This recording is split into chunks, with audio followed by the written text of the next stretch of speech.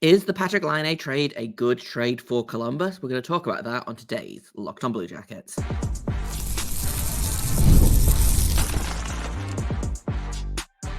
You're Locked on Blue Jackets, your daily podcast on the Columbus Blue Jackets, part of the Locked on Podcast Network, your team every day. Hello and welcome to Locked on Blue Jackets, part of the Locked on Podcast Network, your team every day. I am, as always, your host, Jay Foster, here to give you the good, bad, and the ugly about your favorite team and mine, the Columbus Blue Jackets. Before we get things started, I want to thank everyone for making this your first listen of the day every single day. Locked on Blue Jackets is free and available on all podcast platforms and over on YouTube. I'll also let you know that today's episode is brought to you by FanDuel.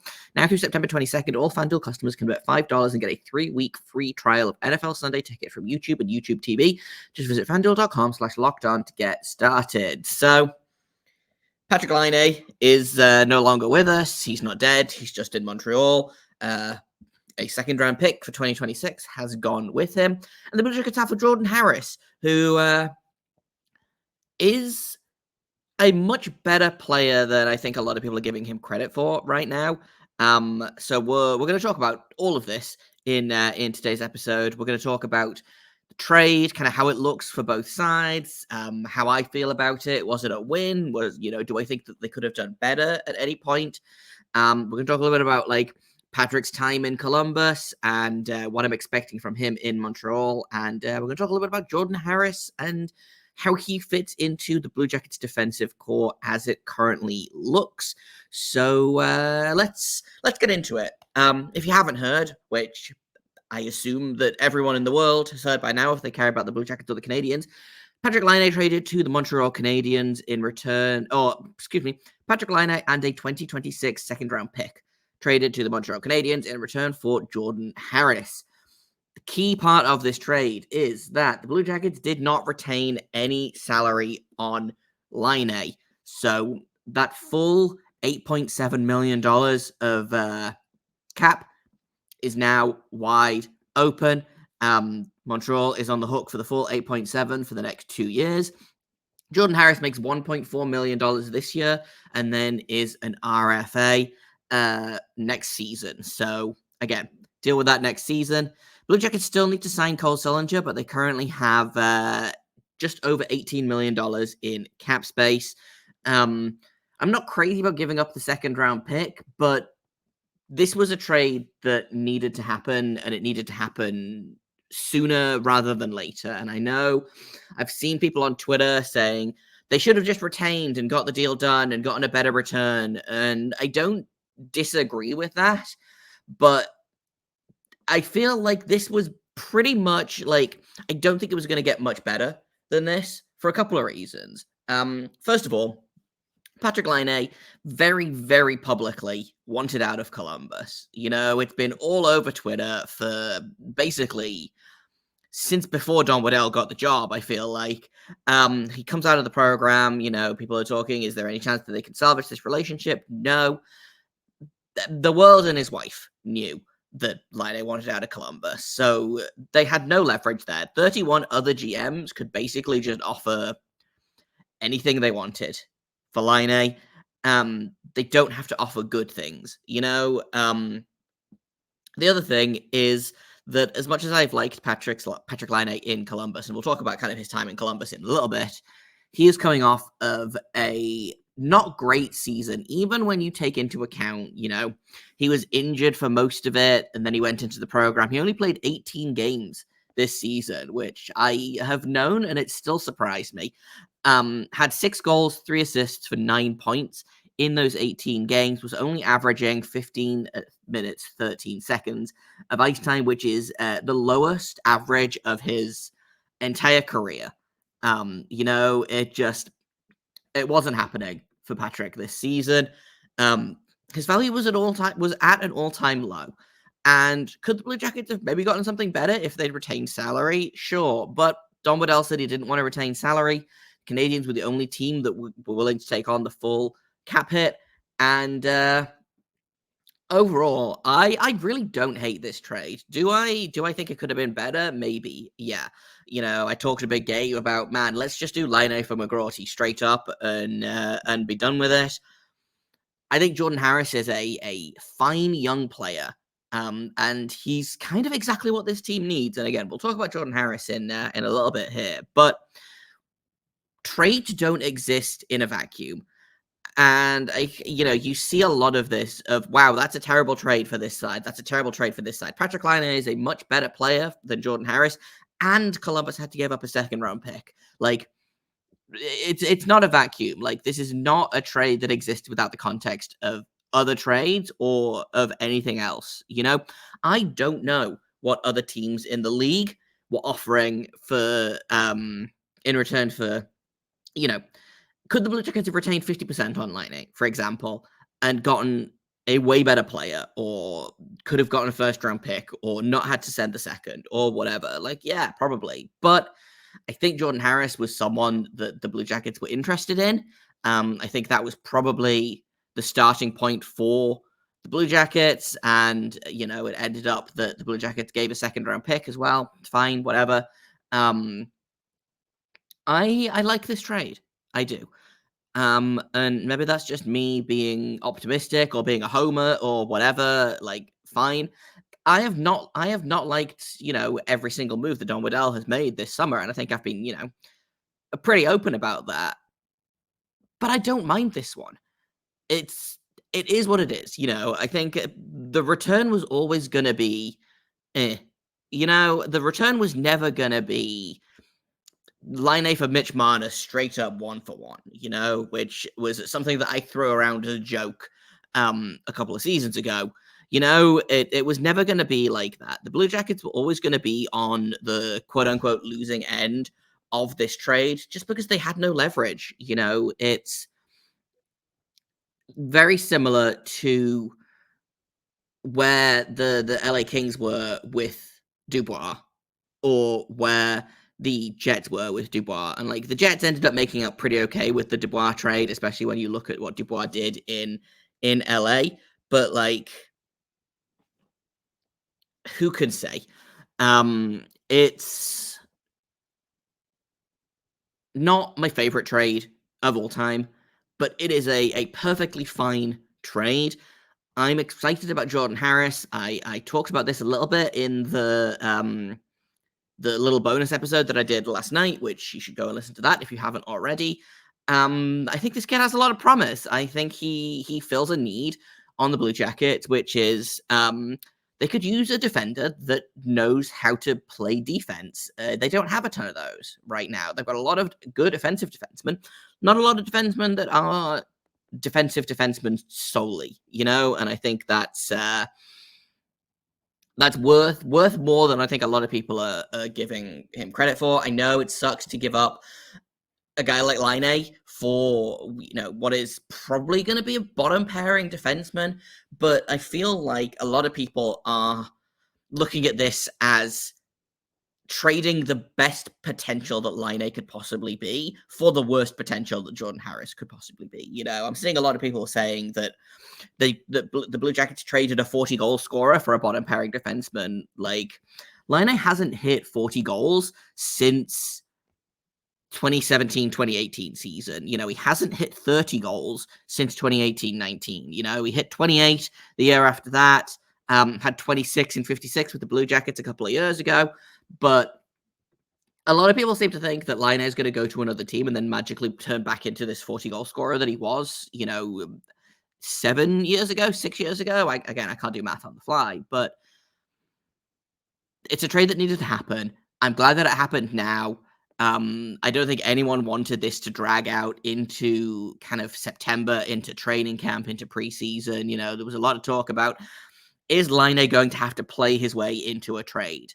Is he going to start the year in Columbus and have to really kind of play his butt off to get his value up and get teams interested in him? There was potential that injury would happen. There was potential that he wouldn't have as good of a season as he would have needed to up his trade value like that. Canadians wanted him. The Canadians got him. Blue Jackets did about as well as could have been expected, I think, under all of the circumstances.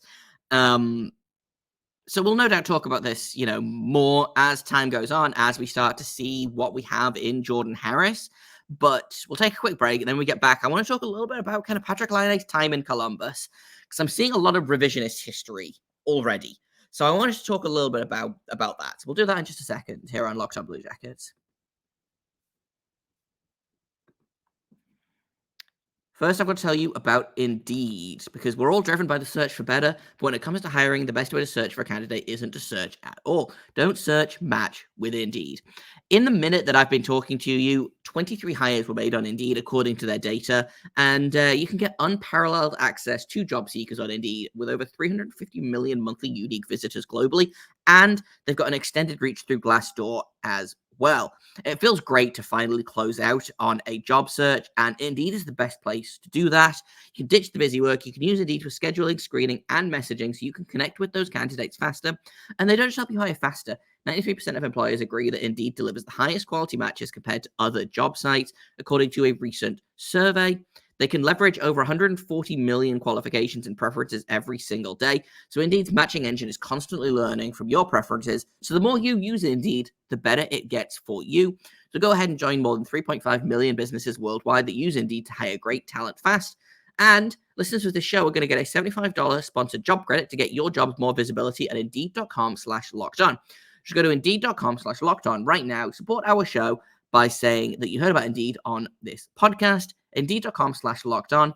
Terms and conditions apply. Need to hire? You need Indeed. Welcome back to Locked On Blue Jackets. We are talking about Patrik Laine and that trade and Jordan Harris. And is it a good trade? Is it a bad trade? Should Don Waddell be run out of town with pitchforks? All this kind of stuff. So we've talked a little bit about kind of how I feel about the trade.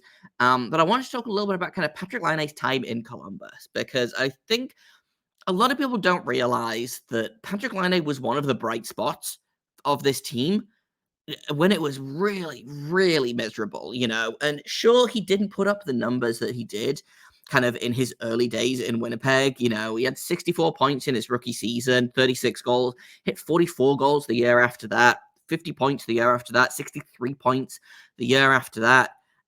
His high in Columbus was 56 points in 56 games, so he was a point a game, which was better than any other season that he had, I believe. In no other season was he a point per game player. Had 26 goals, 30 assists in 56 games. The year after that, 22 goals, 30 assists in 55 games for 52 points.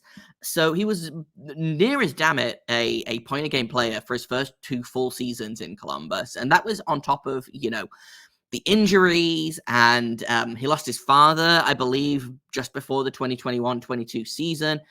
Sure, he was kind of plagued with some inconsistency at times. I feel like a lot of it was he wouldn't score for 10 games and then he would score like 12 goals in the next 7 games or something like that. But he was a good player. He was one of the better players on Columbus for the past little while. Last season, obviously, struggled massively for a variety of different things. Played the first 4 games of the season and then got injured, missed about 2 weeks, I think, came back, played up until December 14th, got injured somewhere in the middle of that game against Toronto, and then that was his last game as a Blue Jacket. So not a great kind of finishing season for Patrik Laine in Columbus, but he was a good player and he liked being here. He enjoyed Columbus.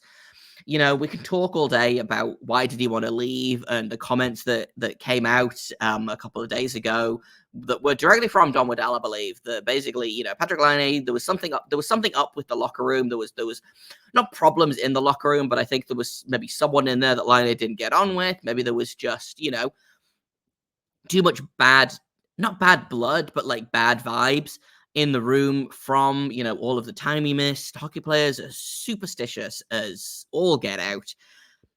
Maybe he thought that somewhere else, he would be able to move on from the injuries, from the bad feelings, from, whatever happened that made him feel like he needed to go into the NHLPA player assistance program, which fully on board with.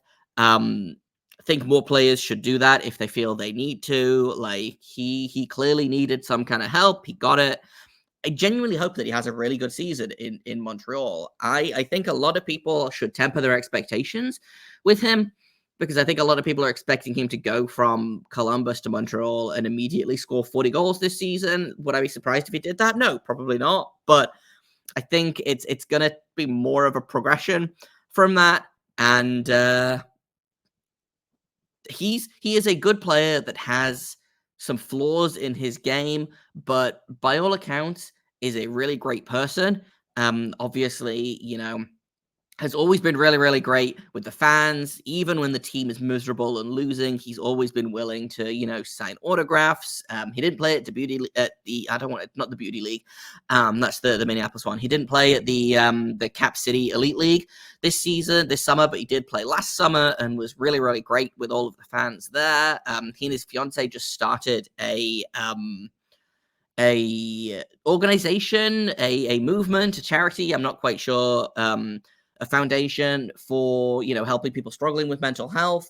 I know this season he donated I think $1,000 for every point that he got to a mental health organization in Columbus. So good dude, really good dude, really easy to root for. I know he has this reputation about being soft and being not wanting to work hard and being a one-trick pony that is only really capable of shooting the puck and not doing anything else.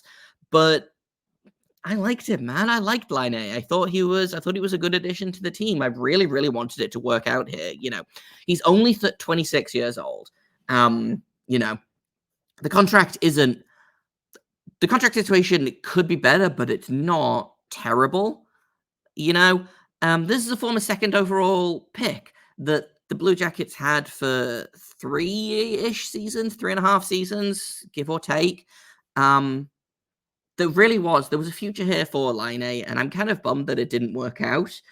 But on the flip side, he didn't want to be here, so that's fine. He's well within his right to say, "Hey, I don't want to be here anymore. Can we do something about that?" And I see a lot of people who look down on players for asking for trades or for leaving teams or for leaving situations that they don't like or they don't want to be in. I don't want someone on my team that doesn't want to be on my team, So, Patrik Laine, wish him the best. Hopefully he finds success in Montreal. Not too much success, and especially not against the Blue Jackets, but hopefully he finds success in Montreal because their media is even more brutal than the average Twitter user.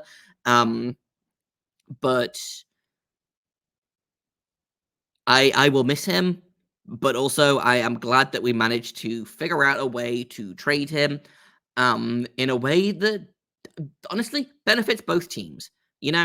I'm not going to say that the trade is a fleecing for Don Waddell. I also don't think it's a fleecing for Kent Hughes. It is a perfectly cromulent trade for both sides. Probably a little bit better for Montreal, but you've got to remember that this is not a no-risk situation for them. We've talked about Laine's struggles on the ice. $8.7 million is a big contract to live up to. We'll see if he can do it. We'll take another quick break here, and then I want to talk a little bit about Jordan Harris, how he fits into the team, and how well I think that this new player is going to fit in to Columbus. We'll do that in just a second here on Locked On Blue Jackets.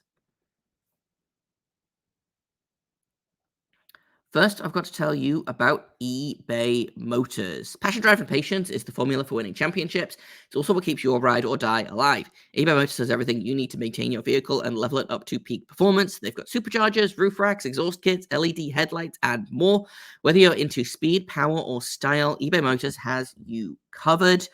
With their guaranteed fit, you are always going to find exactly what you're looking for. They've got over 122 million parts for your number one ride or die. And if you get a part that doesn't fit, you're going to get your money back. Because with eBay Motors, they want you to burn rubber, not cash. They've got all the parts you need at the prices you want. So it's easy to make your car the MVP and bring home huge wins. Keep your ride or die alive at ebaymotors.com. Eligible items only, exclusions apply. Guaranteed fit is only available to U.S. customers. Welcome back to Locked On Blue Jackets. We've talked about Patrik Laine. Now we're going to talk about Jordan Harris, who is a player that when this trade broke, immediately I got a handful of texts and DMs from my wonderful co-workers over at Locked On Canadians, Locked On NHL Prospects. Both of the hosts there are Habs fans. All of my Habs fan friends basically were like, hey, you guys got a good one in Jordan Harris. By all accounts, really, really great guy. Beloved by the fans in the community, on the ice. And here's the kicker, is that he is something that the Blue Jackets, I don't think, have in their lineup right now. And that is just a really solid defensive defenseman. He is not going to go out and win the Norris. I don't think he's ever going to be a top pairing defenseman or even potentially a second pairing defenseman. Like, if they get a third pairing defenseman out of Jordan Harris that is like not a complete defensive liability on the ice, unlike, some defensemen that we could mention that are on this team. Like, I am more than okay with that. I know some people hate the advanced stats guys and think that, you can't just look at numbers and determine a guy's worth, but all of the advanced stats, all of the micro stats, all of the analytics guys love this dude. Micah McCurdy at Ineffective Math thinks that he is an excellent player. And quite frankly, if Micah likes him, I feel pretty good about that. In terms of offense, I don't think you're going to get a ton from him. He's got 32 points in 131 games for Montreal, 8 goals and 24 assists. But he averages a fair amount of ice time, is a former third-round pick, and he is a defensive defenseman, which, again, cannot overstate how few of those the Blue Jackets have on their roster right now. There was a bit of a hole in the roster that opened up. Obviously, the departures of Adam Boquist and Jake Bean. Those are two guys that, when they were healthy, were top 6 guys in Columbus. The hope is that David Jiricek is going to fill one of those holes, probably up on the top pairing with Werenski. And then I assume you'll have Provorov and Severson on the second pairing, and then Gabranson on the third pairing. And then there was a hole there, and there was a lot of conversation about, is it going to be Jake Christensen? Is it going to be Jack Johnson? Is it going to be Denton Matejchuk? The answer appears to be no to all of those. And it looks like that's Jordan Harris's spot for now. But I think that he should aim higher than that. My guess is Provorov is not a Blue Jacket after the trade deadline. I would love to see Jordan Harris on the second pairing for the Blue Jackets. Put him with Damon Severson, who is pretty strong offensively, but sometimes a complete nightmare defensively. Having a guy like Harris there will give him a little bit more support there and will allow him to make the I'm not going to call them brain dead moves, but he will be able to go full send without having to worry about making it back as much. I think that this is a young defenseman under team control for a very reasonable cap hit, and by all accounts, like I said, great guy. I think he's going to fit into the team well, and it means that the Blue Jackets they have, again, flexibility, kind of like how losing Laine opened up the forward core, especially in the top 6, for someone like Chinakhov or Brindley or whoever to take a step up into the top 6. I think adding Harris has added a little bit more flexibility into the bottom, into the defense. Also, kind of a little bit of stability as well, because now it means that there isn't that pressure on someone like Denton Matejchuk to make the team out of camp. If he does, great, and I think there is potentially a world where he does do that. I know he really, really impressed last training camp. Really interested to see what he looks like this training camp after after the Ariad and the WHL. He's a year older. He's blah blah blah. But if he doesn't, if he needs more time, Jordan Harris is a perfectly fine guy to hold down the fort. If he doesn't work out, it's not the end of the world, but it gives the Blue Jackets time to keep developing players. And the Blue Jackets have been kind of weak on the left side. Obviously they've got Werenski there if he can stay healthy, which, he did for most of the season, which was great. Provorov, which, we've talked at length about Provorov and how I feel about his kind of impact on the team, defensively speaking. And And now Harris, I think, adds more strength to that left side, which is great news. So I like this trade a lot. I know that when I was talking to my friends over at Locked On Canadians, we kind of talked about how it would be a trade that maybe centered around a guy like Filip Mesha, who is a Slovakian prospect that the Canadians have. And, I said, I don't know that they need another young defenseman, but if they had to go out and get a young defenseman that was kind of not a baby, but not signed long term and not, Jordan Harris is the perfect situation for the Blue Jackets. And I think he's going to get more time on the Blue Jackets than he would on the Canadians. They also have a logjam of good young defensemen. And I think a lot of their young defensemen are more NHL ready than the Blue Jackets young defensemen, So it doesn't solve a problem permanently, but it gives them a chance to, they don't have to rush someone like Denton Matejchuk, for example. So overall, really, really, I'm excited about Jordan Harris. I'm not necessarily like, wow, this trade is amazing, great, a slam dunk win for the Blue Jackets, because I do think the Canadians are probably going to make out better in this trade. I'm fine with that. I think the Blue Jackets' hands were tied. I think the big win is not retaining salary. I do wonder, what they are going to do with all of that cap. They can't possibly be intending on keeping it for, Adam Fantilli in a couple of years. I don't know if the plan is to, try and get maybe a Yaroslav Askarov and take on a bad contract as well to kind of entice that. Whether the plan is to do something with Merzlikins, I don't know. But I'm never mad at more cap room. A team like the Blue Jackets shouldn't be spending to the cap anyway.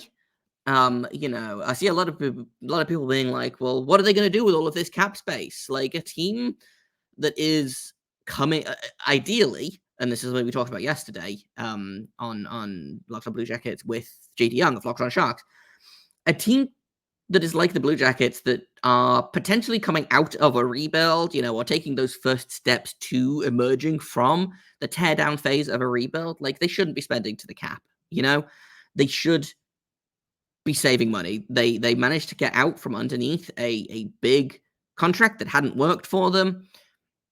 Flexibility is always good, So I'm gonna give this trade like a solid B for Columbus. I think, I could argue my way into a B- if I wanted to. I think it's a better trade for the Canadians, but I don't think it's a bad trade for Columbus at all.